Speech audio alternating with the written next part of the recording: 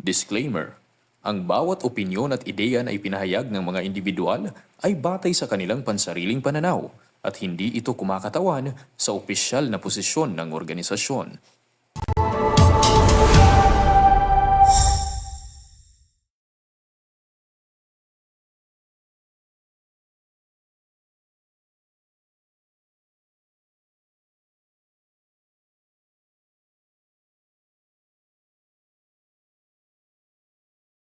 Sa ating mga masipag at mga kinikilalang mga speakers ng mga Muslim, duat ng ating umma, si Ustad Khalil.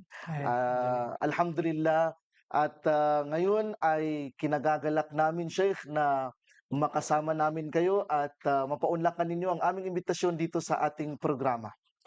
Alhamdulillah po sa waalaikumsalam. Alhamdulillah rin na very proud ako Mm, na naging parte ng ganitong mga programa. mm. So, hindi kasi yung ganitong mga programa ay hindi gaano natin nakikita na pinag-usapan yung mga ganitong topic. So, Yes, sir. hopefully, makatulong ako to shed light on the topic Masya for Allah. us. Masya Allah. Masya Allah. Kumusta po kayo, Sheikh? Kumusta po ang kalagayan natin ngayon? Alhamdulillah ala kulli hal po. Bilang Muslim, Mm, ang buhay natin, lahat lahat po ay nakasaad po ito sa mm, katuruan ng reliyong Islam. mm, So, lahat ng nangyayari alhamdulillah, mm, maganda yung pamumuhay natin, yung mm, pagpapalaganap ng Islam, mm. and ginagawa nating responsibilidad natin bilang mga Muslim at saka duat. Masya Allah. Sheikh, bukod sa pagiging isang ustad, kayo din po ay nagtatrabaho na ngayon bilang isang government employee, tama po ba? Yes, definitely. Masya Allah. Currently, I'm working as a jail officer. Naka-assign ako sa Mm, Marawi City Jail, and currently designated din ako bilang unit chaplain or imam ng Marawi City Jail. So mm. akong nakatoka sa mga religious affairs po ng mga PDL natin or persons deprived of liberty. Masya Allah. Naway ang inyong posisyon ay maging daan tungo po sa ikabubuti pa ng maraming mga kapatid natin na ngayon ay nasa kulungan. Allahumma amin. Amin. Pumasok tayo, Sheikh, sa ating usapin. Okay po. Gaano po ba kahalaga ang usapin na ito na ating pag-uusapan ngayong araw, inshallah ta'ala, itong liberalismo? Um, ano po ang halaga sa ating umma ngayon na mapag-usapan ang topic na ito? Ang ganitong mga topic kasi or ideolohiya na na-introduce sa atin, especially sa 20th century and 21st century kasi, kailangan nating pinapag-usapan nito sapagkat ah, though hindi pa tayo pumasok sa topic, is Mm, masabi natin marami sa mga aspeto or prinsipyo mm, ng liberalismo mm, ang posibleng maging harmful sa ating mga Muslim mm, individually and socially, mm, and even sa political aspect. mm, So bilang isang Muslim, tinuruan tayo na maging critical tayo sa mm, ating thinking, mm, na yung mga bagay na makakabuti sa atin is kunin natin, gawin natin. Yung mga bagay naman na posibleng makasira sa mm. ating pamumuhay bilang isang Muslim, sa ating pagsamba, even sa lahat ng aspeto ng ating pamumuhay, kailangan nating iwasan. Yes. Or sabihan din natin or babalaan din natin yung mga kapatirang Muslim kung ito ay nakakasira man. Mm, So hopefully, mm. this program will Enlighten. enlighten Oo, yung mga viewers natin, even oo. yung mga kasama natin, mga nakikinig dito, Yes. na makatulong tayo. Masya Allah, masya Allah. Yes, kasi ang ganitong mga usapin, mga topic ay hindi gaanong natatalakay ng kumbaga masabi natin ng very focus, no, Tama, tama. sa mga usaping katulad ng usaping Islamiko. Kasi minsan ay akala ng ilan ay hindi gaanong nakakaapekto, ngunit sa ating umma ngayon, ang usaping ito ay napaka-importante dahil sa maraming aspeto ng buhay ng mga Muslim ay pumapasok na ang mga ideolohiyang ito, ang mga imbitasyon na ito, panawagan na ito na hinay-hinay at dito kung gaano kadelikado, hinay-hinay na pinapasok tayo sa ating prinsipyo at ang ating tahanan. Mm. Masya Allah. Sheikh, bilang ano 'to, paunang pagbibigay ng paliwanag sa atin, bigyan niyo po kami ng, ikling definasyon. Ano po ba itong pinag-uusapan nating, liberalismo? Okay, so ang liberalismo, ito ay political and philosophical ideology na that was founded or that was created in Europe Mhm, during 17th and 18th century. Uh, Unang proponent nito is si John Locke, isa siyang sociologist na nakita niya sa panahon na yun na ang nangingibabaw is yung mga monarchies. mhm, So that is why kapag dinefine natin ang liberalismo, ito ay political and philosophical ideology that emphasize the uh, they call this itong tinatawag na freedom freedom, and social justice. mm, And ang gusto pa nila is yung minimal yung intervention ng government, mm, no? Kasi they believe in individual freedom.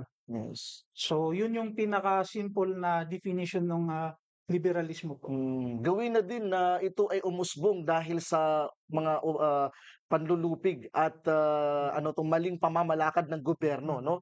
Kaya kumbaga ang hinihiling nila ay freedom. Pero, Sheikh, kung ang liberalismo ay tumutukoy sa pag-anyaya tungo sa, freedom, no, kalayaan, ano naman po ang sinasabing progressivism? Kaya ang progressivismo naman is kung titingnan natin yung historical accounts is it grew out of liberalism din siya. Mm, 'Pag tiningnan natin yung definition ng progressivismo is it advocates yung karapatan or yung tinatawag natin na addressing social inequalities or okey. they are advocating for reform and change Hmm, aiming to improve the society. mm, Addressing yung social inequalities at saka yung promoting justice mm, and expanding the role of government in regulating like yung sa market economy mm, and protecting the welfare of many. mm, So yan yung definition ng progressivism. yes. As for the difference naman, Mm, makikita natin ang liberalismo sa pinakaunang yugto ng liberalismo ito ay tumutuon sa individual rights. mm, Sa progressivismo naman tumutugon naman ito sa mga pangangailangan ng mga social groups or sa pangkalahatan. okey, And sa progressivismo kasi is ang gusto nila is manghimasok yung government okey. sa Taliwas yun sa liberalismo? yes, sa liberalismo kasi ang gusto nila is minimal lamang yung government interventions unless necessary lang sa pag-regulate like sa capitalism or sa market if Mm, kailangan i-regulate yun. mm. So they will ask the government. Okey. Sheikh, ang liberalism at progressivism ay madalas magkadugtong lamang. Paano po ba nagkakaroon ng intersection ng dalawang ideology na 'to? Okay. So nabanggit natin kanina may differences, no? Pero kung titingnan natin ang liberalismo, over time, through the passage of time, nag-evolve din siya Mm, until nagkaroon ng one branch of liberalism na tinatawag na social liberalism, mhm, which is very same siya sa progressivism because ang social liberalism is tumutugon ito sa mga experiences, sa mga karapatan ng mga social groups, hmm, no? At saka yung mga grupo based on gender, like race, parang yes, ganon, oo, na ina-address nila yung social inequalities at saka systemic discrimination ng okey. mga group of people. Okey. So, malaki ang kumbaga, ang progressivism kasi nag-anyaya ito tungo sa pag-unlad, modernong Mm. pag-unlad kumbaga 'no. So, kasi ang ano 'to, ang progressivism ay ano 'to, malaki ang kumbaga naiaambag ng ideology ng liberalismo tungo sa tinatawag nilang o pagkilala nilang progressivism o pag-unlad sa Mm. idea ng progressivism. So, mashallah. Sheikh, bigyan mo kami ng, historical kasi, kanina nabanggit ninyo ang pinagmulan 'no, ng tinatawag nating ng liberalism, no?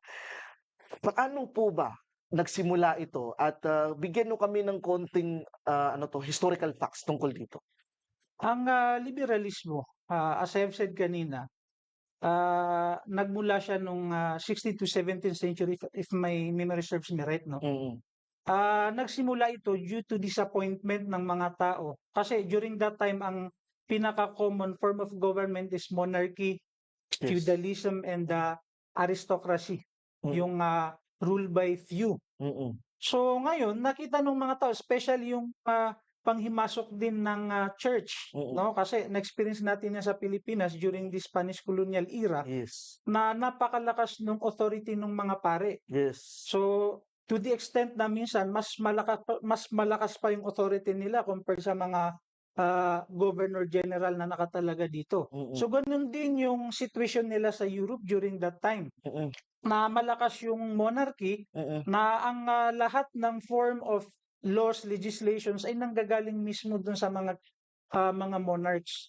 Mm. So yung mga tao, nakita nila, sabi nila, everyone born equal, Born equal. free. Yes. So bakit sila lahat nung parang nag-govern ng buhay natin sa lahat ng aspeto? Mm. So ganun din, during the 16th century is lumaganap din yung tinatawag na Enlightenment movement.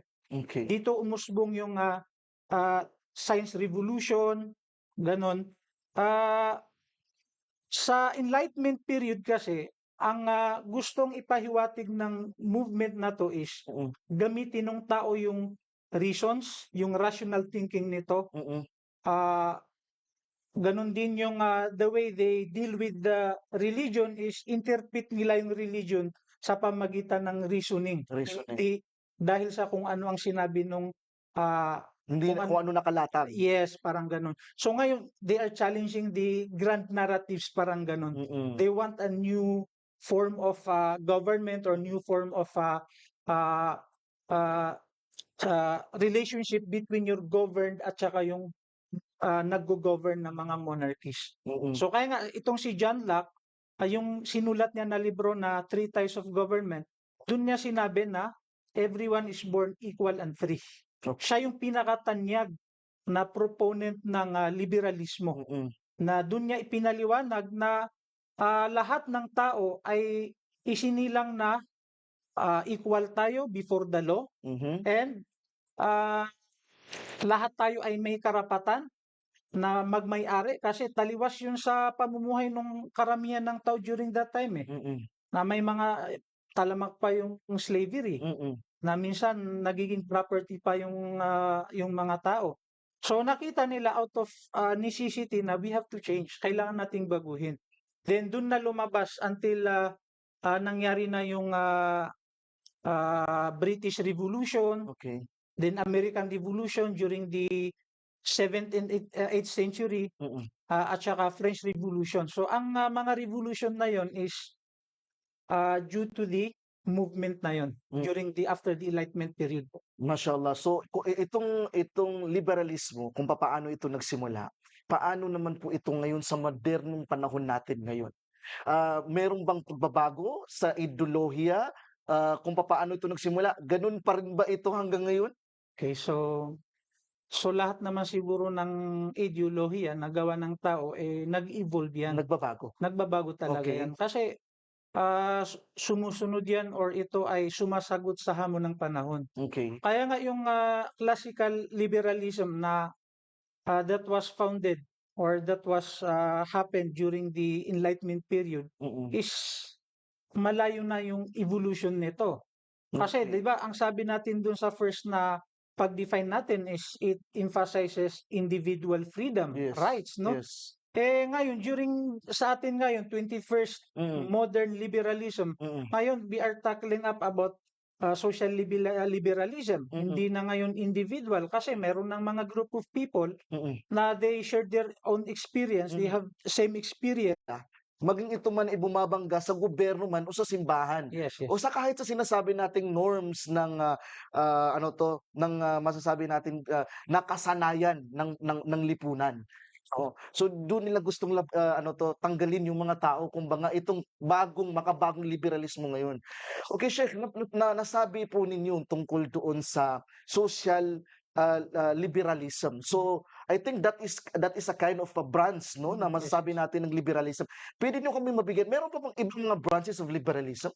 Yes, ang liberalismo, though marami yung mga scholars nung ginaan nila, nag-identify sila ng certain branch or types of liberalismo. Pero ang pinakatanyag is yung nabanggit natin yung classical liberalismo. Yan Liberalism. yung pinakaunang yugto ng liberalismo. Mm. So ang sumunod dyan is yung social liberalism that umusbong siya during 20th century, Mm. during the civil rights movement ng Amerika, Mm. when the blacks are fighting for the rights to be recognized, Yes. equally treated before the law. Yes. Kasi alam natin yung apartheid, slave. no?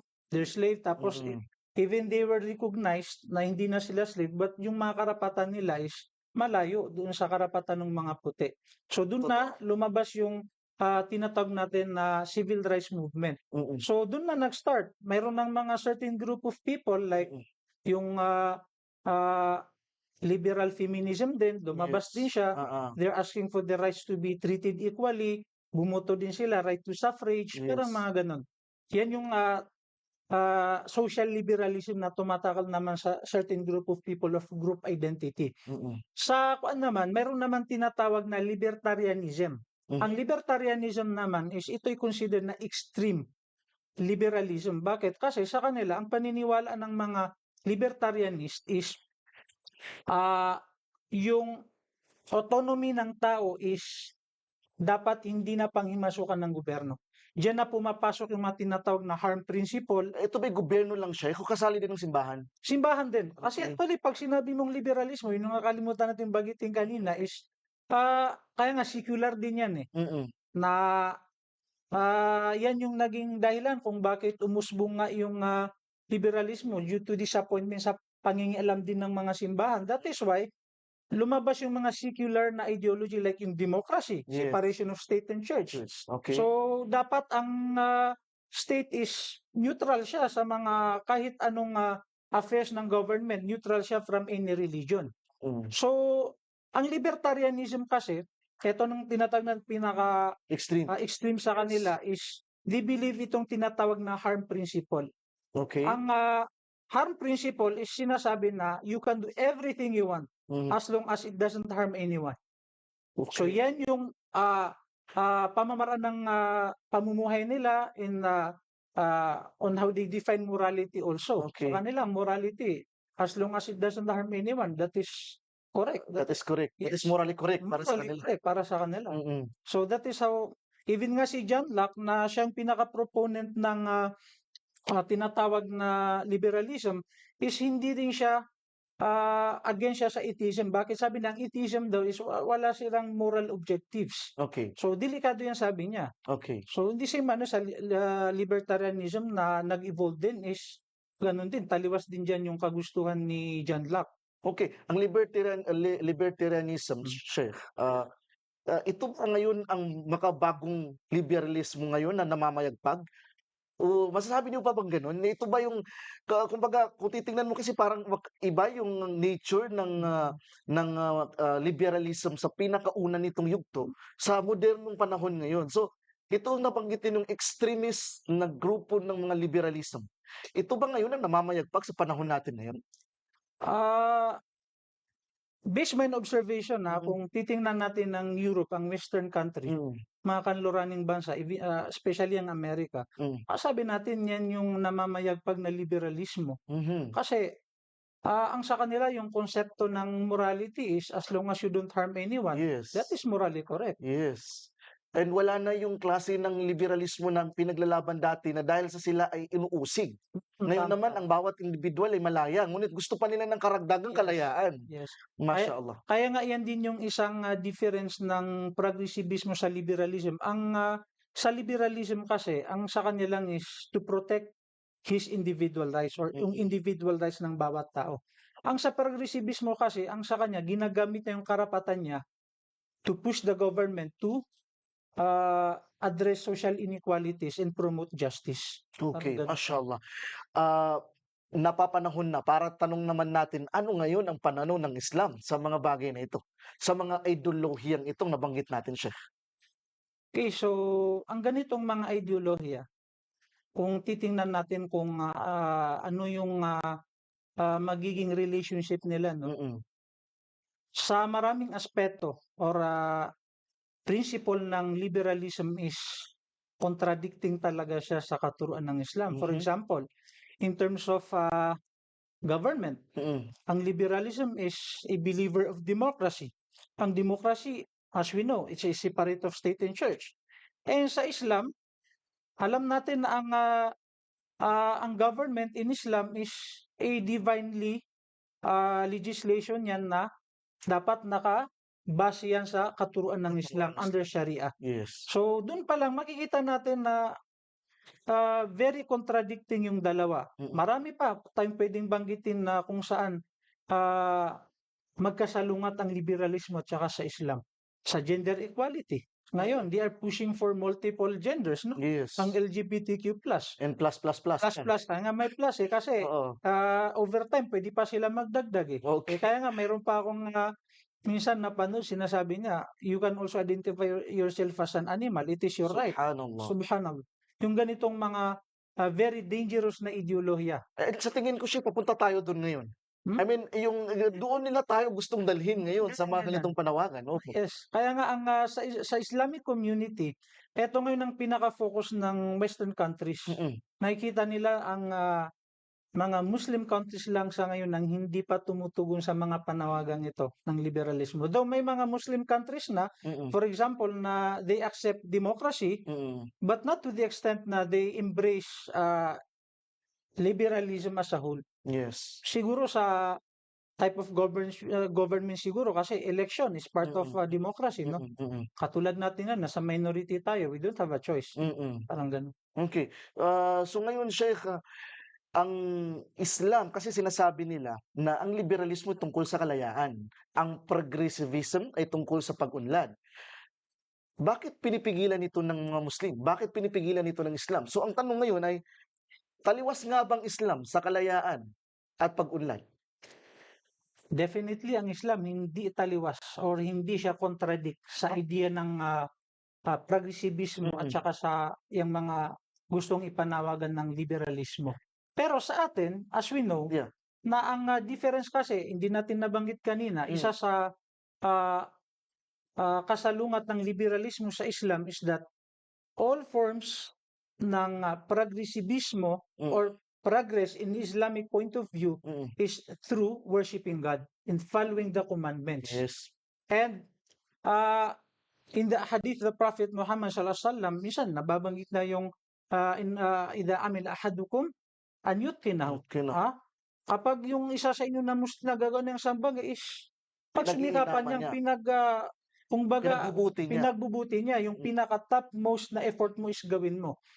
Yan ay indikasyon lamang na tayo ay ini-encourage Mm. ng Islam na maging develop tayo, maging progress tayo sa lahat ng bagay na gusto nating gawin. For example, if you're a doctor, you have to be the best doctor. If you want to be an engineer, you have to be the best engineer. Yes. So, hindi yan salungat sa katuruan ng Islam. Bagkus ang Islam, naglalagay lang siya ng mga regulations. Mm. Yan yung isang bagay na ayaw ng liberalismo na maglagay ka ng regulation. Mm. Ang Islam, hindi niya pinapabayaan ng tao na gawin niya ang bagay na gusto niya. Though we have the freedom, Mm. no? Kasi Binibigyan tayo ng Islam ng binibigyan freedom. tayo ng Islam freedom kasi you have the right to choose.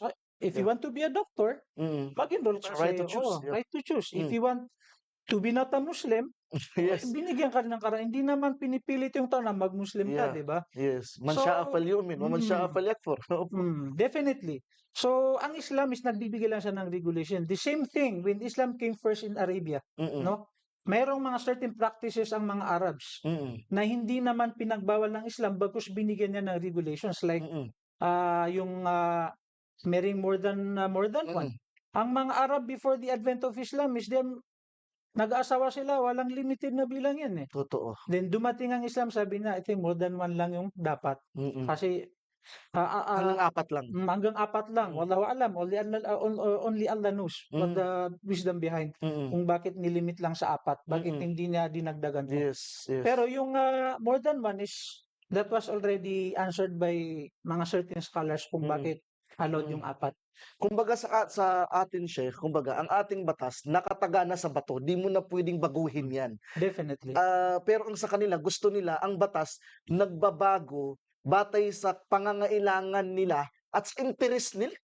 No? Kasi kung titingnan man natin, yung mga kalayaan na kanilang ipinapanawagan ay mga panawagan na sumasang-ayon lang sa kung ano yung interes nila. No? At Yes. hindi sa kung ano yung interes ng pangkalahatan, which is ang ating relihiyon naman, ang kanyang binibigyang focus ay yung interes ng pangkalahatan sa pamamagitan ng pagsunod sa kung anong nakatalagang batas.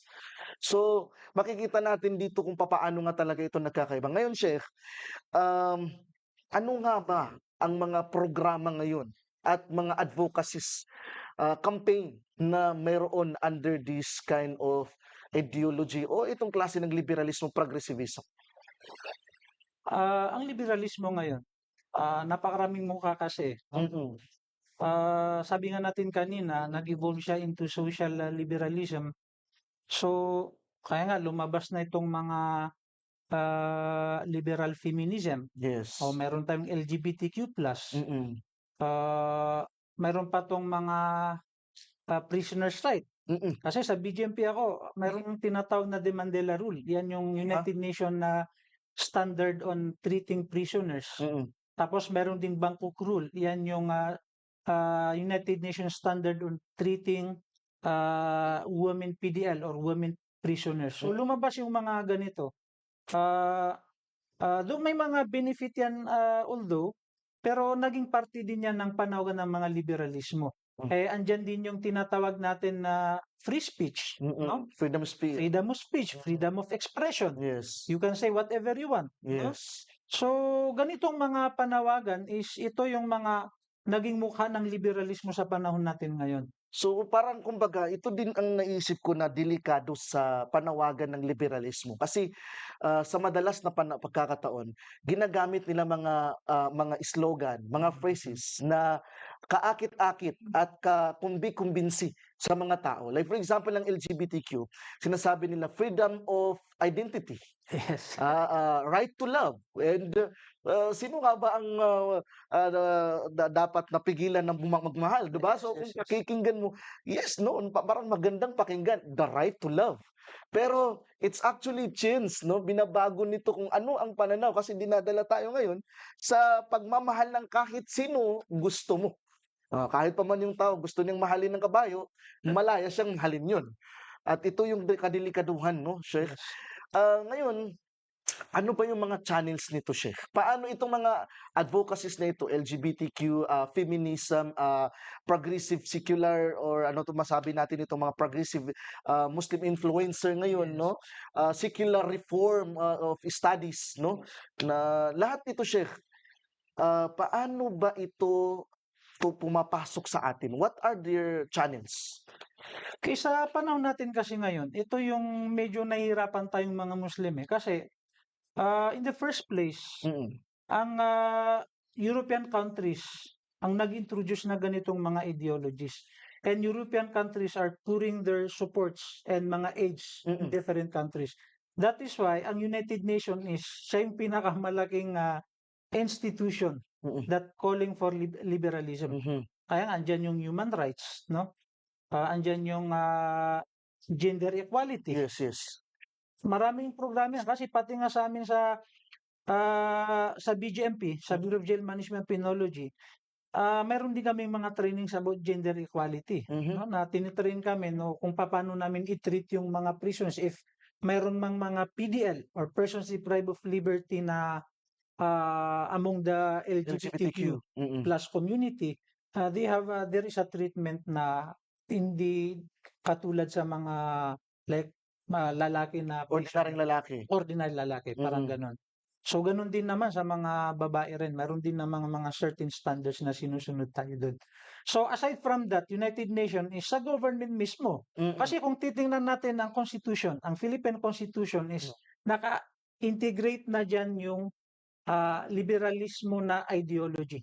Kasi ang Bill of Rights, halimbawa, nakalagay diyan Mm. yung liberty mo, right to life, Yes. right to speak, no? Yes. At saka yung right to own property. Mm. So, yan, mismo sa Constitution natin, kasi ang Constitution natin, it is patterned after American Constitution. Yes, kasi yes. naging American Colonized tayo. Oo. colonized tayo Mm-mm. before. Mm-mm. So, yan yung isa. Then, since naka-integrate nga sa Constitution natin, even sa mga educational institutions, even the Department of Educations, Mm-mm. mayroong mga certain na mga subjects that tackles up about gender equality, Mm. about absolute freedom, mga Yes. ganyan. Mm. So, yan yung nakikita natin na mga channels. So, ngayon, sa panahon natin ngayon, sa social media, Mm-mm. ito kasi yung pinaka-dangerous kasi Mm. bawat isa nakahawak ng cellphone. Cellphone, We can yes. access to any platform, social media. Lalo ng mga bata. Yes, lang mga bata ngayon. They know how to, anong tawag nito? Kung paano nila bubuksan. Bubuksan, Oo. paano nila gagamitin, no? Gamitin lahat. Oo. And walang restriction yan. Yes. The moment na pindutin yung app or yung any video or mga documentaries, ang Mm. karamihan dyan, mga documentaries yung Mm. napapanood natin. No? Mm. So, yan yung isa sa mga, we can say, mga primary channels kung paano lumalaganap yung ganitong mga ideologies. Yes, Sheikh. No, kasi nagdadala din ito ng kalituhan sa maraming mga Muslim, lalong-lalo na, no? Sapagkat nagiging mahirap na sa kanilang i-identify, is it still moral or not? Mm. Yung nakikita nila, because somehow Islamically it states na it's immoral, pero the society making it norm, no, ginagawa itong parang normal at ginagawa itong okay lang. So parang ang mga Muslim ngayon nagkakaroon ng kalituhan kung ito bang nakikita ko ay nararapat kong pigilan or kabilang ito sa pag-unlad ng modernong panahon. Yes. So, yan yung isang dilemma no na or phenomena na kung saan ang mga Muslim nagkakaroon tayo ng problema ngayon. Mm. Kasi karamihan kasi sa mga kabataan ngayon, they don't have grounded knowledge on basic knowledge on Islam. Mm. Aside from that, nagkaroon na ng mind conditioning kasi. Oh, Diba? subhanallah. The more kasi na nakikita mo ang isang bagay, for example, it is a masama. Mm. The more na nakikita mo, napapanood mo, the more you expose sa isang let's say immoral, Mm. Islamically, Mm. then nagkakaroon ng nakukondisyon yung mind natin, Okay lang to. okay lang to. Mm. Though sa subconscious mind mo ito ay hindi Mali. pwede, mali. Mm. Pero since you are exposed too much sa bagay na yon, Mm. parang tinanggap ng isip mo na that is morally correct. Parang iyan yung naging problema natin ngayon. Subhanallah. Ngayon, Sheikh, kasi ang pinakamalaking apektado sa mga ideolohiyang ito, mga panawagang ito ay mga kabataan. Yes, yes. Sheikh, bigyan mo kami ng konting paglilinaw kung papaano naaapektuhan ngayon ng mga kabataang mga Muslim. Kasi mahalaga ito, Sheikh, no, para maunawaan ng mga manunood natin, ng mga parents, no, kung ano itong mga epekto na ngayon sa mga kabataan. Kasi minsan meron na yan, pero parang hindi napapansin ng mga parents ngayon, ng mga tao ngayon na ito ay isang uri na pala ng pagbago ng kaisipan at pagtanggal ng Islamikong prinsipyo sa ating mga anak. At dahil sa nagiging norm na lang, parang hindi na napapansin. So, Sheikh, Yes, yes. mahalagang ma-identify natin ito para matulungan natin Yes. sila. Sa mga kabataan ngayon, as I have said before, no, Mm. na isang napakalaking dilemma natin ngayon is yung possession of Cellphones, gadgets. Mm. So, very easy, very accessible na lahat, no? Yung lahat na lang pwede nating makita ata eh. Yes. Kahit anong maisip mo, pwede mong i-research. Yes. So, ito yung naging problema sa mga generation natin ngayon Mm. na nagkakaroon ng crisis identity yung mga kabataan. Yes. Especially yung mga kabataan natin ngayon na sabi nga natin kanina, walang grounded basic Islamic knowledge. Mm. So, nagkakaroon sila ng problema to identify a certain thing whether it is moral or immoral, no? Yan yung isang nakikita natin talaga ngayon na naging problema ng mga kabataan. Mm. So, as a parent kasi tatay din ako, meron Mm. din akong 4 na anak. Mm. So, ang pinaka main responsibility natin is though may mga gadget yung mga anak natin, maging responsible user na lang sila, no? Mm. Sa parent hangga't kaya pa natin silang idisiplina is gawin natin na wag natin silang masyadong expose Yes. sa paggamit ng gadgets. Kasi yan yung isang nakikita natin na channel na kung papaano lumaganap yung ganitong mga ideology sa mga kabataan natin ngayon. And ganun din yung mga kabataan natin ngayon na nag-aaral sa mga institutions like universities, Colleges, yes. colleges. Mm. So sabi nga natin kanina, ang mga education yung mga institutions like intellectual institutions, sa educational institutions, Mm. isa din ito sa mga channel ng how to spread this ideology. Mm. Kasi may mga subject talaga na tinuturo yung mga Tinuturo ganyan, ito. Yes. At pinapatanggap doon sa mga Yes. bata. Opo. So, ngayon Sheikh, kumbaga parang nagreresulta ito sa mga kabataang Muslim, lalong-lalo na mapaisip sila sa kanilang sarili, no, na mapa-question sila sa kanilang religion. And actually, this is part of the kuha ng liberalism, no, na Yes. to question the beliefs, Yes. maging skeptic. And makikita natin marami mga estudyante ngayon nagsisimula ng questionin ang Islam. Bakit masyadong stricto ang Islam? Yes. No, masyado nafi-feel guilty ngayon yung mga kabataang mga Yes. Muslim. Parang feeling nila nagkakaroon ng complex, sabi natin, feeling of inferiority, Yes. no? Inferiority complex, Yes. kumbaga. Natatakot na silang ipakita yung identity nila ng pagiging Muslim kasi kapag nag-block ka ng hijab mo, nag-block ka ng damit mo, ISIS ka. O di Yes. kaya ay terorista ka, di ba? So, Yes. ang mga estudyante ngayon, naiisip na lang siguro nila na, "Di na lang ako Yes. maghihijab ng ganito." Chef, ano ang nakikita ninyo na mga ganong katulad na mga sitwasyon sa mga universities? Kasi madalas sa mga universities ito eh. Yes. Sa ganito kasing mga ganyang mga pangyayari, kasi usually sa atin sa Pilipinas, hindi wala akong nakitang masyadong ganyang problema. Though may mga cases, pero isolated cases siguro. Okay? Pero yung mga ganyang mga pangyayari is primarily nakikita natin yan sa Europe. Hmm. Basically sa France. Mm. Ang France kasi, they have this law prohibiting wearing religious attire in public Mm. places and sa mga universities and colleges. Mm. So, yan yung isa sa mga naging daan din kung bakit yung mga kabataang Muslim ngayon medyo nagkaroon na sila ng takot to express themselves as Muslim, which is sa atin dito sa Pilipinas, we are minority, no? May karapatan din naman tayo na express natin ang sarili natin as a Muslim kasi that is our right. Mm. Individual right natin yan na nakasaad din sa ating saligang batas sa Philippine Constitution. Sheikh, sa Marawi ba nakikita na itong klase ng epekto sa mga Muslim youth do? Ang isa sa mga nakita kong epekto is yung sa LGBTQ+.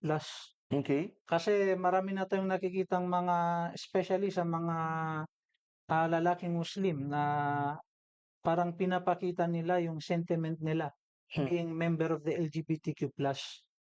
So, Okay. hopefully, malakas naman yung movement ng mga ulama natin dyan, yung mga programs natin on addressing such issues, no? Mm. So, still, andyan pa rin yan. Feminism. Feminism is also one of the leading ideology ngayon na pinapalagad ng liberalismo. Sa Marawi ngayon, nakikita natin mayroon ding mga ganyan, pero not really yung feminism na makikita natin sa Europe, no? Mm. Na yung mga babae, they are free to wear what they want to wear. Ano pa, yung they can challenge yung mga asawa nila, yung patriarchal system natin ngayon. So wala naman tayong, though may mga isolated cases siguro sa mag-asawa, halimbawa yung asawa, he wants to dominate, pero nakikita pa rin natin na malakas pa rin yung panawagan ng Islam dyan na ang feminism is something dangerous and harmful sa isang Islamic society. Dito sa Iligan City, for example, in most of the Muslim minorities na mga cities dito sa Mindanao ay ramdam na ramdam ang mga ganitong klase ng panawagan. At makikita mo lalong-lalo na sa mga kabataan, sa mga Muslim na mga kabataan, kung papaano na-i-expose sila sa mga ganitong Yes, yes. ideologies na hindi gaano nagagabayan sa kanila. Kasi ang mga nitong mga non-Muslim cities, no, Yes. ay hindi gano'n kadalas yung klase ng mga paggabay Yes, na katulad na tama. makikita natin sa mga rural areas Yes, na natin. mga Muslim majority. Muslim Parang majorities, gano'n. oo. So, subhanallah, ang mga kabataan lalong-lalo na sa mga Muslim minorities na mga Yes. cities talagang, nakikita natin sa kanila yung malakas na epekto ng mga ganitong mga klase ng mga panawagan.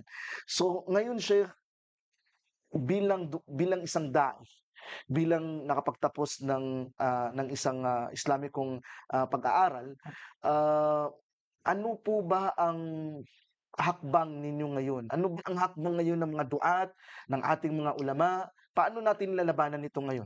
Okay. So basically, in battling this kind of Mm, ideologies, nakikita natin yung responsibility is being put on the shoulders mm, of actually this is a communal responsibility. You cannot say that yung mga ulama lang yung may responsibility. Though ang mga ulama natin, sila yung forerunners or they're spearheading this frontliners. frontliners kumbaga, no? Mm, Silang nag-frontline nito. But still, lahat ng Muslim believe in the oneness of Allah subhanahu wa ta'ala, lahat tayo ay may responsibilidad mm. na labanan ang ganitong mga mapanirang mga ideologies. Okay. Chef, what can you suggest? Mga, first is suggestion ninyo sa ating mga kasamahang mga ulama na nakikita ninyo na kulang sa mga inisyatibo natin dapat nating punan in battling these, campaigns ng ginagawa. Okay, so may yung mga Muslim scholars po natin ngayon dito sa generally dito sa Pilipinas, no? Nakikita natin yung effort nila. Mm, They established mga Islamic institutions, mm, no? They have these mga seminars, mm, symposia, mm. ano pa, yung mga ginagawa ng mga ulama natin ngayon. Yes. So, sa ganitong panahon na moderno na yung pamamaraan ng lahat ng bagay, Mm, dito natin nakita yung gap, no?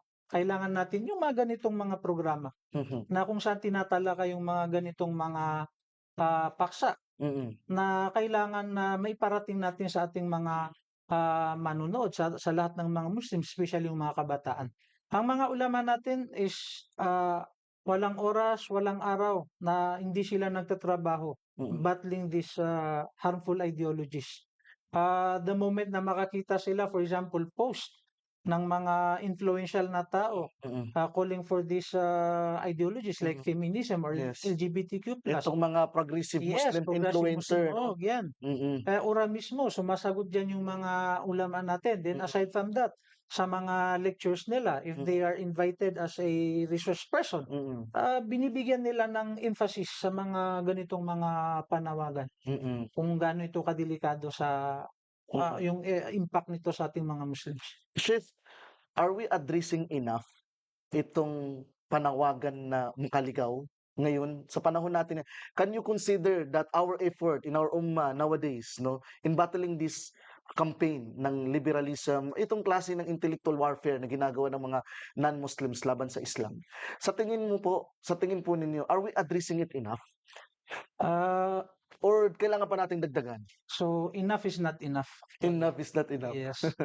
So the more kasi Mm, na lumalaganap yung ganitong mga ideologies, the more din dapat yung effort natin. yes. Triple natin, quadruple natin yung effort natin to Mm, battle these ideologies. mm, Kasi ito ay battle of tit and tat, no? mm, So, if magpakita ka ng weakness, kahinaan, then matatalo ka. yes. Kasi hindi to katulad ng mga battles that being fought in the ground, no? Katulad ng mga battles or war Mm, na makikita mo, natatalo na yung yes, kalaban mo, yes, no? yes. Ito, if you think na natalo yung kalaban mo, yun pala yung time na hindi ka dapat anong tawag nito, magbigay ng kumpiyansa kasi Mm. yun pala yung time na pwede ka rin na vulnerable ka, no? Mm. So eto ay laban na hindi ito actually matagalan ito, hindi ito matatapos. Yes, Kasi gumagapang. gumagapang ito, nagsimula nga ito noong sabi nga natin 17th century. Mm. So ano ngayon? 21st ngayon, 22nd century, So, 21st, no? yes. Hindi na yun. Mas lumalakas pa yung panawagan nila. So ibig sabihin, maybe several hundred years from now, andyan pa rin yung ganyang panawagan. Mashallah. So kailangan pa rin natin yung, sabi ko nga, enough is not enough, no? Yes po. Mashallah. No, pagdating sa mga Muslim Students Associations, mga Muslim organizations, lalong-lalo na sa mga Muslim minority areas, ano po ang masasuggest, marirecommend ninyo? Dapat nilang gawin in battling or facing this kind of campaigns? Yung ganitong mga panawagan kasi, yung impact nito is individually, socially. So lahat na lang ng aspeto ng pamumuhay natin bilang Muslim. Yes. So bilang isang Muslim, ang dapat natin bigyan ng emphasis is yung individual responsibility natin. Yan yung Okay. pinakauna. As a Muslim, we are expected and obligated to seek knowledge, no? Yan Mhm. yung actually, yan yung first parang First step natin. first step natin. Iqra bismi rabbikal ladhi khalaq, no? Read in the name of your Lord. Mm. So yan yung una, yan yung first na revelation. Magbasa ka, learn, Mhm. so that pag dumating yung panahon na may gigiba sa yung pundasyon, hindi ka masyadong shaky yung structure mo. Mm. So the more na malakas yung pundasyon mo, grounded ka on Islamic or basic Islamic knowledge, Mm. di gaano shaky yung ground mo. Mm. So yan yung kailangan bilang isang individual na Muslim. Mm. Pag-aralan natin kung ano ang katuruan ng Islam, yung Mm. pinaka-basic, Mm. the oneness of Allah subhanahu wa ta'ala, yung Mm. tauhid.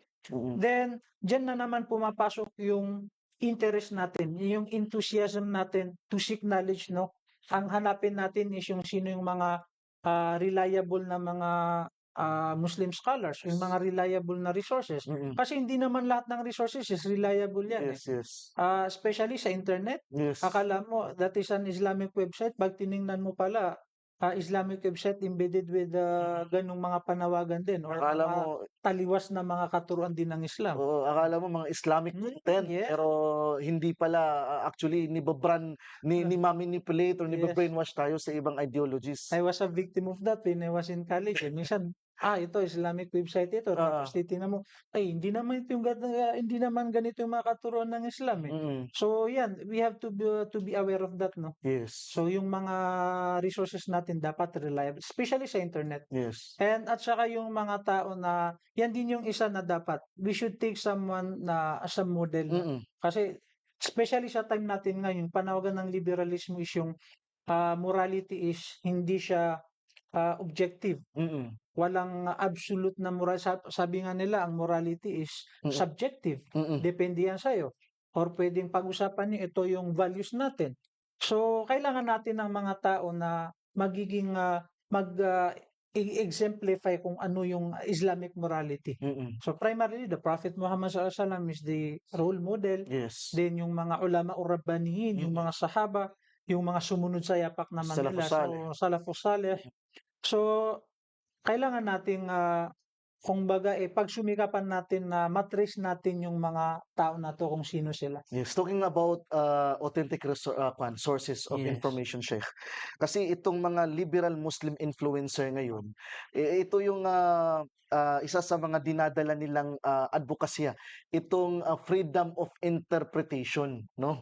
Na para sa kanila, sabi nila, they are free to interpret the Quran in the Sunnah. Para sa kanila ay unfair naman kung kailangan pa naming tawagin ng isang alim, ng isang ustad para lang maintindihan namin ang Quran. Nababasa ang Quran, naintindihan kong Quran, may translation ng Quran. Why not? Naintindihan ko ng sarili ko ang Quran. Katulad ng Biblia na nandyan. So, ano ang kwan natin, rad natin or response natin dito, Sheikh? So it's very unfortunate and heartbreaking na mayroong mga Muslim na ganyan, no? Mm. Even me, personally, I know of one acquaintances of mine, Mm. ganyan din yung paniwala niya Okay. na he's interpreting the Quran by his own understanding, yung rational thinking na ginagamit niya. To the extent na sabi niya, yung mga babae, hindi naman sila obligado na mag-hijab. Because it Subhanallah. was not explicitly mentioned in the Holy Quran saying wear hijab. Okay. Ang gusto niya mayroong explicit Literal. literal na Oo. word na hijab, Oo. tahajjab o Oo. parang gano'n. Okay. So sabi ko napakababaw nung ganitong pananaw kung Mm. yung ganitong mga Muslim Mm. na yumakap sa ideolohiya ng liberalismo. Subhanallah. So bilang isang Muslim 'no, kailangan nating yung ganitong mga tao, so in battling with them is unang-una kasi we have to warn or puwede nating sabihing babalaan, Mm. turuan natin yung lifetime commitment kasi yun. Yes. Turuan natin lahat ng Muslim Oo. na ito yung katuruan ng Islam, ito yung dapat na paniwalaan natin. Mm. No, kasi ang propeta Muhammad sallallahu alaihi wasallam nung Sallallahu sinabi niya na inni taraktu fikum shay'ain ma tamassaktum bihima lan tadillu abada. Mm. Nag-iwan ako sa inyong dalang bagay, ang Quran at saka Sunnah. Mm. The moment na you hold on to Mm. these two, you'll never be gone astray. Yes. So yan yung pinaka-tagubilin ng Rasulullah sallallahu alaihi wasallam as a Muslim. Mm. It's an individual responsibility na Mm. yung iniwan sa atin na instruction ng Prophet sallallahu alaihi wasallam Sa Quran at ang sa Sunnah. Quran at saka sa Sunnah. Mm. So yan yung pinakauna na dapat as a Muslim, individual responsibility natin. Fardu ain sa bawat Muslim na pag-aralan Pag-aralan natin. niya. No? Oo. Oo. Mashallah. Isang makabuluhang talakayan, no? Para kang kumbaga kulang pa yung oras para gusto ko pang i-pinpoint, no, Sheikh, yung ibang mga nakikita nating yung realidad na ng problema natin in connection sa liberalism, but ang oras natin masyadong maikli. Gayunpaman, palawakin natin ito sa iba pang mga programa natin na susunod. Inshallah ta'ala, dito tayo at papasok tayo sa ating programa, ang emoji segment. Okay.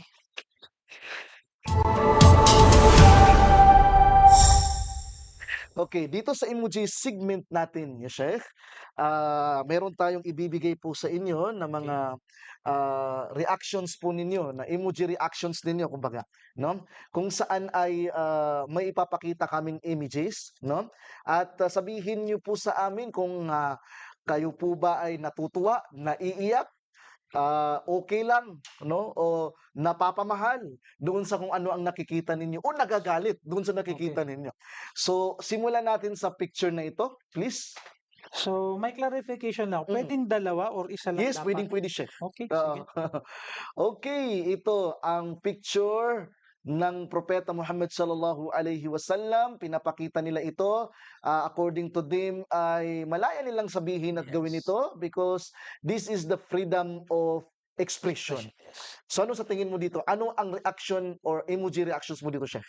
Okay, first, unang-unang emoji reaction ko is I'm angry, no? Galit ako, of course. Kasi sa ating mga Muslim is we are grounded on the idea or knowledge that Prophet Muhammad sallallahu alaihi wasallam is the Sallallahu most alaihi wasallam. beloved creation of Yes. Allah subhanahu wa ta'ala. Mm. And a mu'min is not truly believe unless he love Prophet Muhammad more than his Self. self, even your mga anak mo. Even the father. Yes, the father. So, yun, galit talaga tayo. Kasi nakita ko yung reaction ng mga Muslims worldwide. Mm. During that caricature that was, if I'm not mistaken, it's in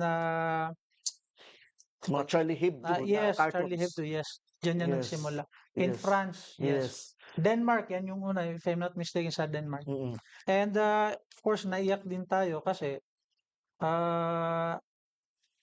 medyo hindi naging malakas yung response ng mga Muslim countries. Mhm. Though yung mga Muslim countries natin, they demand for apology during that time. Mm. I think that is not enough. So we have to show them na mayroon pa tayong dapat na gawin Yes. para for impunity or ano tawag nito, para hindi na pamarisan kumbaga. Parang Chef, do you believe that itong mga klase ng mga pag-blasphemy kay Propeta Muhammad sallallahu alaihi wasallam actually fuels radicalism sa mga Muslim? yes, it is one of the main reason actually. Ang radikalismo kasi hindi lang yan it's all about kasi Muslim tayo, no? Though yung mga ganyan nagfi-fuel din yung mga ganyan na mga ginagawa, pero actually ang radikalismo or terrorismo ang pinaka-main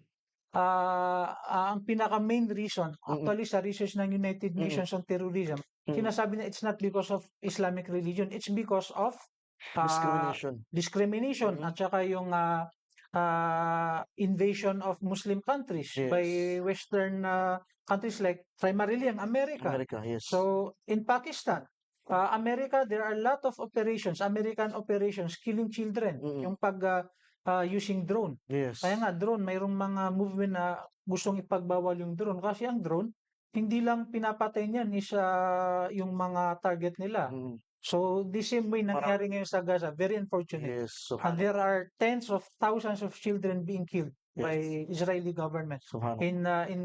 in this guise of eradicating terrorism, Terrorist. eradicating Hamas. Very unfortunate. Yes, yes. So, natandaan ko yung parang sinabi niyo kanina, Sheikh, na parang kumbaga yung reaction mo, akala mo yun na yung dapat na reaction mo, pero yun pala sa pag-react mo doon pa nagsisimula yung panibagong bahagi ng panalo nila Yes. sa paglaban sa Yes. sa Islam. Yes. Subhanallah. So, sunod na picture please. Okay. Modern hijab, Sheikh. Ano ang ano ang anyong emoji reaction sa mga nagkakalat ngayon na mga fashions, no? Fashionable hijabs, colorful hijabs that makes the women beautiful and attractive even if they are wearing hijab, no? Kabilang na diyan ang paglalagay ng mga half niqabs with long itong mga kilay nila at saka mga eyebrows nila Yes. na dinugtungan Yes, yes. habang sila'y tawag dito, naka-half Yes, niqab. naka-half niqab. Yes. So ano ang emoji reaction nyo dito, Sheikh? Pakita natin sa camera. Okay, so unang-una, naiiyak ako kasi sa society natin kasi ngayon, especially in the modern society and minority tayo, Mm. nakikita natin yung pumapasa yung panawagan ng liberalismo, no? Mm. Though yung mga ulama natin, they are calling for this certain act, ganyang pagsuot ng mga kwan is un-Islamic, no? Yes. Still pa rin ginagawa ng mga iba, especially yung mga kabataan natin ngayon. So, naiyak ako para sa kanila. Mm. Kasi, unang-una, hindi lang naman ang biktima dyan is sila is yung mga parents din nila. Kasi ang parents is responsible din yan eh. Kung ano yung isusot ng anak. Yes. Kasi in the first place, ang first education ng bata is sa bahay yan, Yes. home. And that is the first institution where a child should learn or will learn kung ano yung dapat na gawin niya. Sa bahay talaga yan. So nakikita natin yung nagkukulang yung tarbiyah ng Yes. mga parents ng mga batang ito. So Mas- fala'iyadu billah. Waliyadu billah. Sheikh, maniniwala po ba kayo na itong mga fashionable hijabs na ito, manifestation ito ng pag-water down ng Islam? Kasi sinasabi sa mga babae ngayon na it's okay, you are actually wearing hijab. It's okay, you are covering yourself. But yung essence ng pag-hijab nawa-water down dahil sa mga fashions and colorful na ito na naniniwala po ba kayo manifestation nito ng water down ng Islam? Yes, isa sa mga manifestation na palatandaan na ganun nga yung nangyayari. Kasi ang sa Muslim, we are expected, no, especially yung mga babae na we should depict kung ano yung totoong Muslim. Mm. As a Muslim woman, ipakita natin ano yung proper na pamamaraan. Mm. Kaya nga, yung misa nagkakaroon ng contradicting kasi. Nagtuturo tayo na ganito yung Islam. Tapos, this is a very, anong tag nito? Personal experience of mine. Na mayroon akong naging kakilala na Christian. So, there is something, for example, na gustong ipagawa sa amin. When I was applying that time. Sabi ko, sir, bawal po yan sa amin, haram yan. Sabi niya, bakit yung kakilala ko na marano na Muslim, may ginagawa yan? Oo. Sabi ko, then I explain yung gano'n din. So, the same manner din sa prescribe ng hijab, no? Tinuturo natin, ganito siya dapat. Tapos, nakikita naman yung mga hindi Muslim. Bakit si Kwan nakakilala ko, kaibigan ko, hindi naman ganyan yung pagsusot niya. So, yan yung minsan na nakikita nating dilemma, no? When we are dealing with non-Muslims, explaining Islam to them, ganito. Yes. Tapos nakikita naman yung mga Muslim, hindi naman ina-apply kung ano yung katuruan. Subhanallah. Gabayan tayo ng Allah subhanahu wa ta'ala. Amen. So please, next picture. Okay. Only equal rights. Okay. So equal rights in terms of positions and in terms of like for example mga female politicians, no, Yes. women athletes, Muslim women athletes for example na nagjo-join ng ganitong mga klase ng mga secular na aktibidad. Ano ang Ano, reaksyon nyo dito, Chef? ano kayang magiging reaction ko, no? Ah, maybe ganito, no? Pag-iyak? Parang hindi nyo Pag-iyak. po alam kung galit or iyak ang gusto Oh, nyo yes. ipakita, Kasi ang paano natin tag nito? Ang participation kasi ng mga babae sa politics, it's personal opinion ko lang, it's Opo. a bis-to-bis cases yan eh. Sa context ng Philippine politics sa atin ngayon or context ng mga Muslim minorities, Mm. minsan may mga cases na wala tayong choice. Minsan yung mga babae na lang yung may opportunity, di ba? Na makasali sa isang halimbawa sa legislative body. Mm. Pero kung as a Muslim, halimbawa, election naman tayo eh. Mm. Pero kung akong pipili, pipiliin ko yung lalaki. Kasi, pag ang babae at saka sa lalaki, in terms of political will, Mm. I can say, ang mga lalaki are have More more political will than women. Mm. Masasabi natin yan. Kasi for example, in America, never nanalo yan si Hillary Clinton. Mm. Marami naman yung mga babae, even yung mga babae, they believe Mm. na ang lalaki is more fitting to be a leader than a woman. Kasi kung magkakaisa yung mga babae, ibubuto nila babae, mananalo yung babae. Totoo. Pero ang mga babae themselves, they believe na ang Exactly. lalaki is better fit to be the head of the state kaysa sa mga babae. Si Kamala Harris, sino pa yan? Si Hillary Clinton. Mm. Ay, hindi yan nanalo. Sa Pilipinas naman, si Robredo, hindi rin nanalo. Mm. Because they believe na ang lalaki mas fit siya to be the head of the state. Mm. So even in Islamic point of view, ang four madahib or ang jamhur, I can say, most of the scholars, four of madahib, they believe na ang mga babae is not fit to hold a certain key positions in government like head of the state, to be a khalifa, Mm. or to be an imam. Mm. So yan yung stance ng mga ulama natin, which it is supported by historical accounts naman, di ba? Na in most part of the world, and ang lahat mostly naging leader is lalaki. Mashallah. Lalaki talaga yan. Nagustuhan ko yung puntong sinabi niyo, Sheikh, na may mga pagkakataon na tumakbo sa isang posisyon ng isang babae, katulad sa Amerika. Yes. Pero kung talagang ang lahat ng mga babae, they believe ng babae mas mainam kaysa sa lalaki, Yeah. di sana nanalo yung babae Yes. tumakbo sa posisyon na yun. Tama. So it means even ng mga babae na yun, sila mismo alam nila sa sarili nila, mas mainam ang lalaki sa babae Yes, na tama. tumakbo bilang isang pangulo. Absolutely. Mashallah. Okay, so another picture. Uy, ito. Multiple marriage ng isang lalaki, Sheikh. Ano ang kwanyo dito? Ito ba ay heart na mata? O ito ba ay okay lang? O ito ba ay laughing? Ano ang emoji reactions niyo, Sheikh? Okay, ano kaya? Para nililito ka, Sheikh, Okay, pero as a Muslim, no? Pakita mo, Sheikh, sa camera. Ano ang pinili niyo? I can say ganito, no? Mashallah. Yes. Okay and lovely, no? Okay. Though isa pa lang yung asawa ko actually. Okay. Dagdagan naman ng Allah.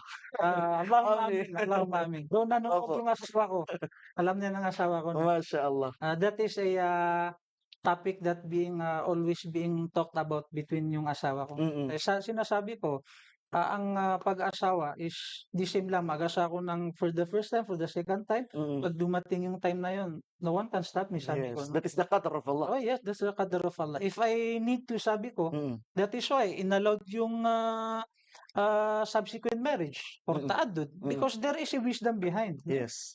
So hindi yan inallowed ng Islam kung walang wisdom behind. Yes. If it is harmful, hindi yan i-allow ng Islam. No? Yung ganitong pag-asawa ng more than one. Mm. So hindi na kailangan ng mahabang explanation, baka maraming magalit. Pero may follow-up ako dyan, Sheikh. Paano sinasabi nila, kasi hindi maganda yung multiple marriage ng lalaki kasi hindi magawang maging fair ng lalaki. Ano maging tugon nyo dyan? Okay, so very explicit naman yung katuruan ng Islam, no? Yung Quran. Fankihu ma taba lakum minan nisa'i mathna wa thulatha wa ruba. Mm.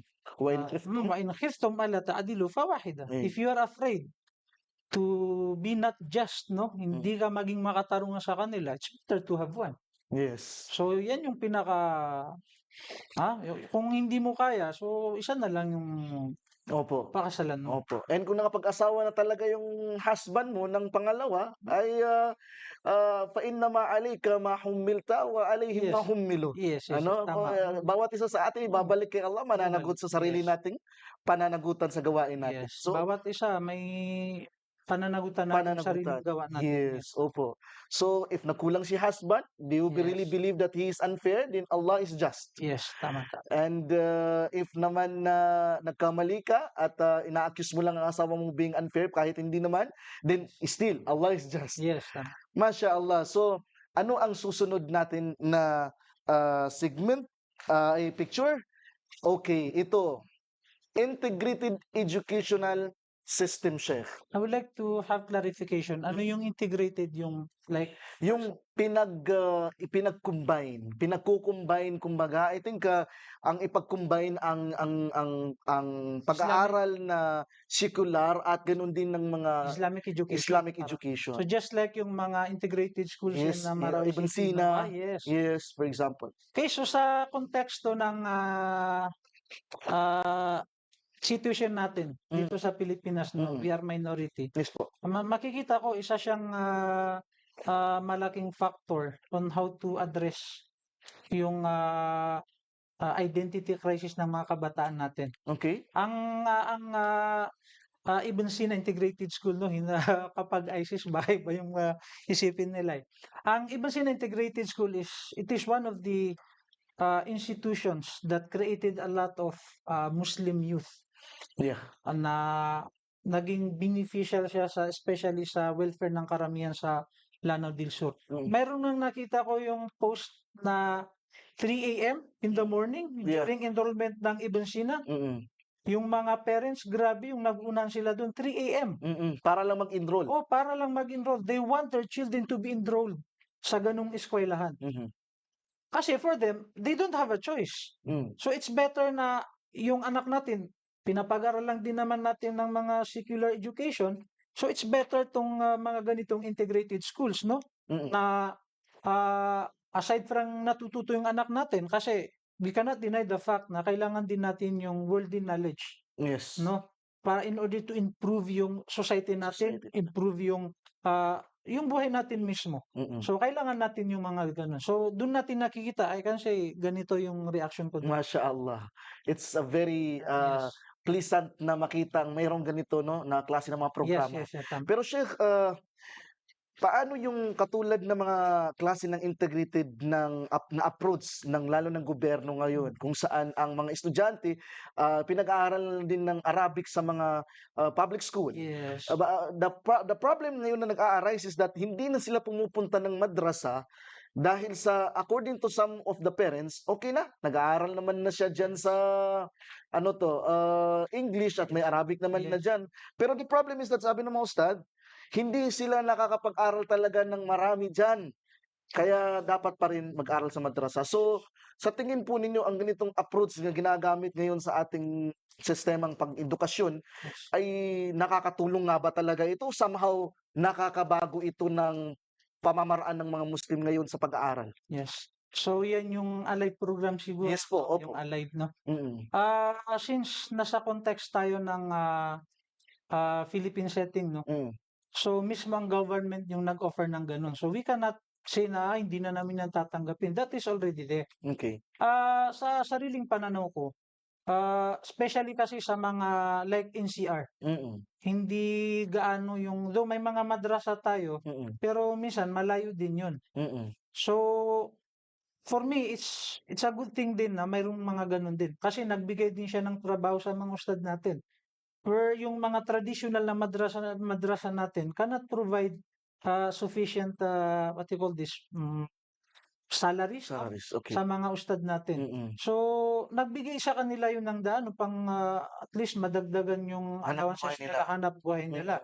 So, that's one good thing. Yes. So, yung sinasabi naman nila na naging daan ito upang mawalan ng estudyante yung mga traditional na madrasa, maybe some, but I can say, hindi naman siguro lahat, no? Mm. Kasi yung mga madrasa before pa yung Alive program existing, din after or during nung Alive na program ng gobyerno, existing pa rin yung mga madrasa natin. Mm. So it is an indication na hindi niya naapektuhan fully. Though may mga estudyante siguro na ganun yung ginawa, but most of the student still they stick to the traditional madrasa pa rin. So, ibig sabihin, Sheikh, ang isa sa mga magandang gawin nila diyan is that pag-aralin, tangkilikin na natin ang in-offer ng gobyernong Yes. ito at isipin natin ang kanilang care para sa mga Muslim na matuto sila Yes. sa Islam sa pamamagitan ng itong pampublikong mga paaralan. Yes. Gayunpaman ay huwag makontento yung mga magulang na doon Yes. lamang matuto Tama, yung mga tama. anak nila sa Islam, bagkus Yes.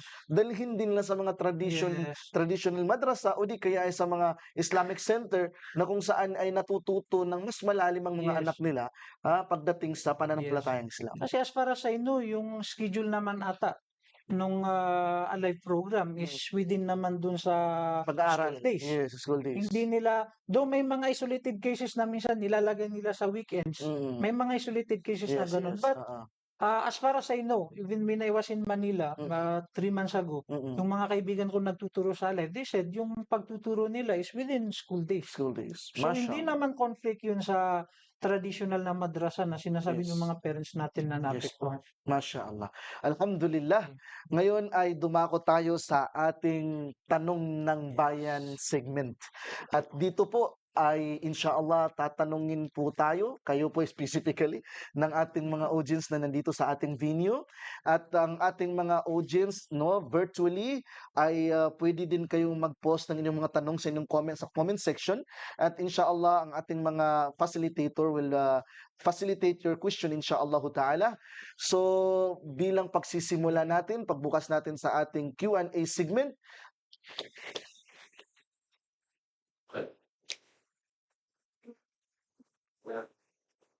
sino ang may tanong? Saan tayo mauuna? Sa lalaki o sa babae? Okay, dito tayo sa mga lalaki. Okay. Assalamu warahmatullah. Liberalism sa yung freedom of expression at ano yung pananaw ng Islam sa pag-overuse ng mga tao sa freedom of expression rather than magsasalita ng sura kahit ito ay magdudulot ng pinda sa pilan. No. So pagkakaiba ng liberalism siya sa freedom of expression daw. So parang may kailangan ituwid doon sa definition ng pag-uunawa niya sa definition na binanggit natin. Yes. At the same time ay tinatanong niya ang pananaw ng Islam dito sa freedom of expression. Absolute freedom Oo. of expression. Kahit na sumusobra na sa kung ano yung nakakapinsala na kumbaga. Yes. So sa first na tanong, ang freedom of expression is actually a principle Of ng liberalism. liberalismo yan. Yes. Isang aspeto siya. Okay. So So, part po yun. O part yun. So hindi sila actually Magkaiba. magkaiba. Yes. So isa yan sa mga tinuturo or gustong ipalagan na Advokasya. advokasya ng Liberalismo. liberalismo. Opo. As for the viewpoint naman ng Islamic viewpoint on absolute freedom of expression, sabi nga natin kanina, Islam does not prohibits freedom of expression. Bagkus ang mga Muslim ay ini-encourage to speak themselves, no? Yes. The Prophet sallallahu alaihi wasallam, there was one time may tinanong ang Rasulullah kasama yung mga sahaba. Then balang makasagot sa mga tanong, balang nakasagot sa tanong ng Rasulullah. And if my memory serves me right, it was Ibn Abbas. Okay. He said, "Ya Rasulullah, yung tanong mo, alam ko yung sagot." Sabi niya, bakit hindi mo yung sinagot? Yes. I will be very happy if sinagot mo yun. That is a indication ng Islam ay nagtuturo na you should express yourself. Yes. Pero ang sa Islam, as we have said, may regulation, no?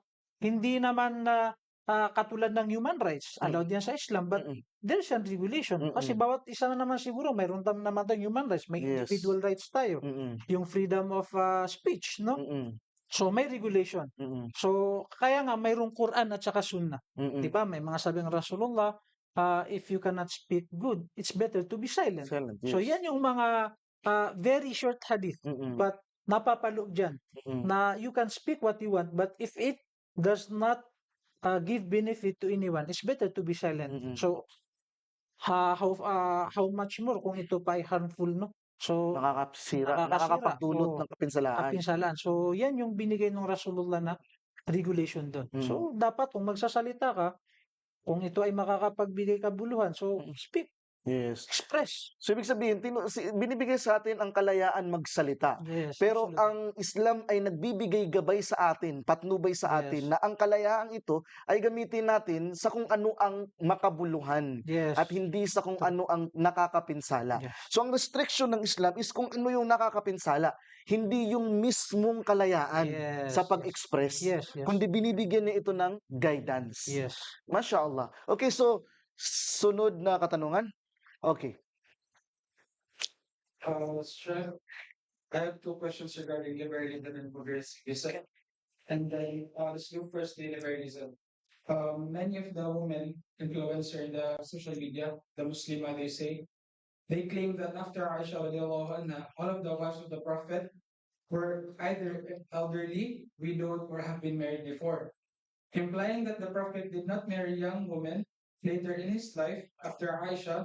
Based on this claim, they suggest that Muslim men today should should not only marry young women, but also marry those rebirths, widowed, or older women. How should we understand this and respond to such statements made by these influencers? Okay.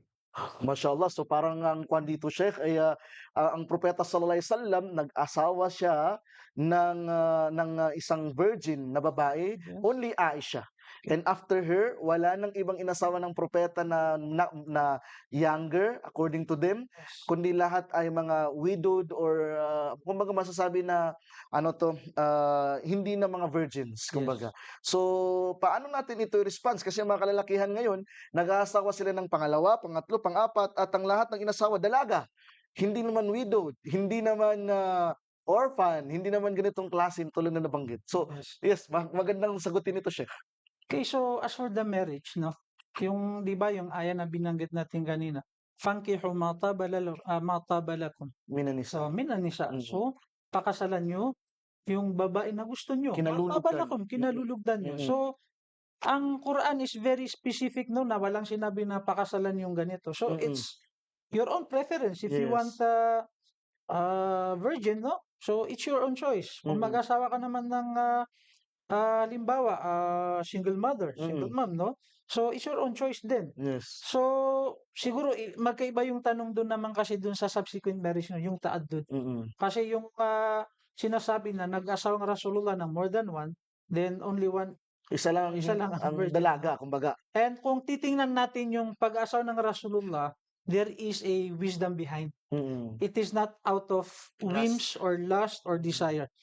Kaya nga, mayantiqu anil hawa in huwa illa wahyun yuha. yuha. So, never the Prophet sallallahu alaihi wasallam speak of himself, Mm-mm. no, or gumawa siya ng bagay na galing sa kanyang kagustuhan, Out of whims. out of whims. Mm-mm. So, pinakasalan niya sila, there are reasons, no? Mm-mm. Khadija, there is a wisdom behind. Mm-mm. Siya yung naging very instrumental siya sa pagpapalaganap ng Islam. She spent all her wealth Mm-mm. in defending, protecting, helping the Prophet sallallahu alaihi wasallam. Aisha radhiyallahu anha, isa sa pinakamalaking reason is pinakasalan niya si Hafsa, no, yung anak ni Anak ni Umar. Umar. Mm-mm. Then we have Aisha, anak ni Abu Bakar radhiyallahu an. Mm-mm. Din yung dalawang anak niya pinakasal niya kay Uthman. Mm-mm. Si Aisha naman pinakasal niya kay Ali radhiyallahu an. Mm-mm. So kung titingnan natin yung mga purpose ng Rasulullah is to consolidate, no, palakasin niya yung social or yung tinatag natin na relationship niya with the major sahaba. Mm-mm. Gusto niyang palakasin yung kanila doon, yung relationship nila. So gusto natin bigyan ng linaw dun, Sheikh, na ang sinabi ng Allah is fankihu ma taba lakum minan nisa. So sinasabi doon, ang basis ng pag-aasawa, maging ito man ay 2, 3 hanggang 4, ay kung ano yung kinalulugdan mo. Yes. What is your preferred na pakasalan? At hindi sinasabi na kailangan widowed or kailangan ay matanda o di kaya kailangan ay orphan. Although may mga hadith na nabanggit na kainaman ng pag-aasawa katulad ng isang widowed individuals, no? Pero hindi yun paglilimita Yes, sa yes, gusto tama. ng lalaki Yes. na pakasalan ang sinong gusto niya, kundi nakabase yun sa kung ano yung preferred niya. Kasi ang konteksto nung ayat na yun, Mm. actually is during the battles, no? Mm. Usually sa battles kasi, usually namamatay yung mga lalaki kasi hindi naman nakipaggera yung mga babae. Yes po. Then naging widowed yung mga asawa ng mga namatay na mga sahaba. Mm. So since out of pity and mercy, Yes. no? Naawa sila dun sa mga asawa kasi they are almost brothers, no? Mm. Tapos namatay. Mm. So ang ginagawa nila, they are providing. Nagbibigay sila ng financial support dun sa mga naiwan ng mga kasamang mga sahaba na namatay. Mm. Then bumaba yung aya. Mm. So since naman you are providing them, tinutulungan nyo naman, di sagarin nyo na, pakasalan Yes. nyo na lang. Yes. Para mas maprotektahan po. Yes, mas maputi. Kung baga, yung tulong nyo, limited yung tulong nyo sa kanila kasi financially. Pero kung pakakasalan nyo sila, then mas magiging, ma-maximize nyo yung tulong nyo sa kanila. Yes. Sabi nga, protection. Yes. Maprotektahan sila from may commit moralities or being tag nito, abusuhin sila ng iba. Ng kalalaki. So, yan yung pinaka-konteksto ng ayat na yun. Yes. So, do sabi mo nga, that's the better term, no? Hindi siya nililimitahan. Pero it is encouraged. Mm. Base sa pag-asawa ng Rasulullah sallallahu alaihi wasallam. Mm. So, if you marry a widowed woman na mayroong siyang mga anak, Hada so, fadluk. look. Eh. Kasi nga, aside from sa fadl na pinakasalan mo yung babae, is there is a hadith Mm. for treating an orphan, Mm. no? Mm. Is a great deeds in Islam. Yes. Malaking reward nung taon. Diba yung sabi ng Rasulullah, ana wa kafilul yatim. Hatani fil jannah. Hatani fil jannah. Eh. That is how it is described by Prophet Muhammad sallallahu alaihi wasallam. So, yun, encourage yan, ha? And siguro kailangan din maintindihan ng ating mga audience na hindi dahil si Aisha ay virgin na asawa ng propeta ay matanda na ang ibang asawa ng propeta. If you go back to the Sira, ang mga edad ng mga asawa ng propeta is not more than 30s ang marami sa kanila. They are still young. Ibig sabihin na pinakasalan ng Yes. propeta sallallahu alaihi wasallam. Patanda lang siguro si Ummu Salama. At saka si Sauda. Sauda. If I'm not mistaken, Ummu Salama, more than 60. If I'm not mistaken. Merong pagkakaiba ng pananaw Yes, ang mga yes, scholar natin. yes. Masya Allah, tabarakallah. Okay, so another question. Lalaki pa rin? Masya Allah, okay. Promotes gender equality and social openness, often encouraging mixed gender friendship and casual interaction as a sign of normal, respectful behavior.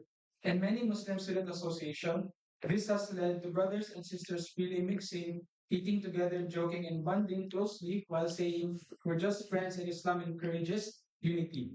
How does such practice influenced by progressive advocacies affect the Islamic value of haya, and how can Muslim youth navigate these environments while upholding Islamic boundaries without being seen as too conservative or judgmental? Ito yung sinasabi natin, Sheikh, na nagiging normal na ang bagay na hindi dapat. At dahil sa ito nagiging normal na, para bagang nasasabi ng iba na okay lang ito dahil sa normal. It's just a gathering. Marami naman, public naman ito. Yes. But actually, maraming nakokompromise ito ng mga morals ng Yes. Islam. So, yes, paano po nung i-response ito? Familiar kayo sa Me Too movement, no? Na narinig dati. That was it was a movement ng mga woman. Victim sila ng sexual abuse. Mainly nangyari yun sa mga opisina. Kasi mix kasi.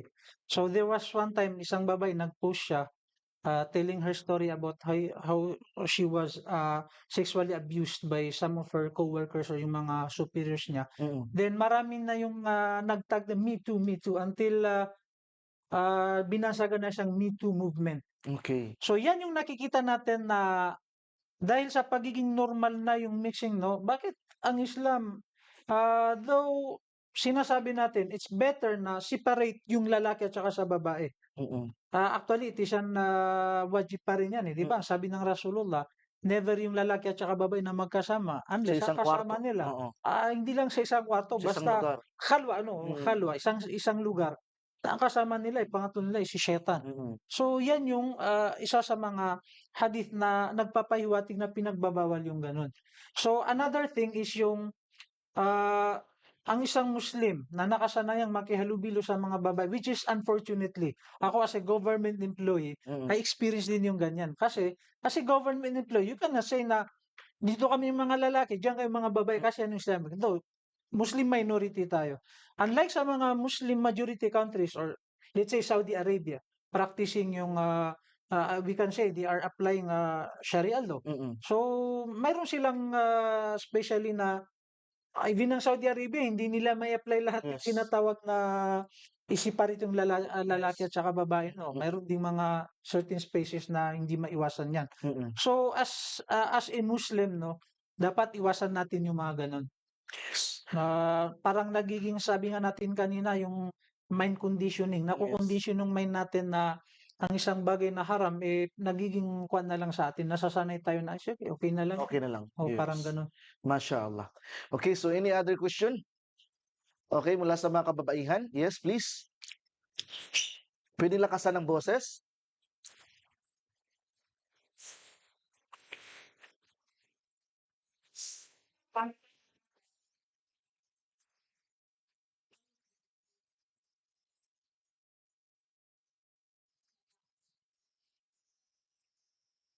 Okay, so ang pinaka-concern dito ng SAIL nung nagtatanong paano nila ma-distinguish kumbaga, paano nila ma-identify na this is beyond Islamic na. Oo, paano nila ma-identify ito siya? Okay, for me, I cannot really answer kung kung ano yung pinaka-specific na answer na ganito.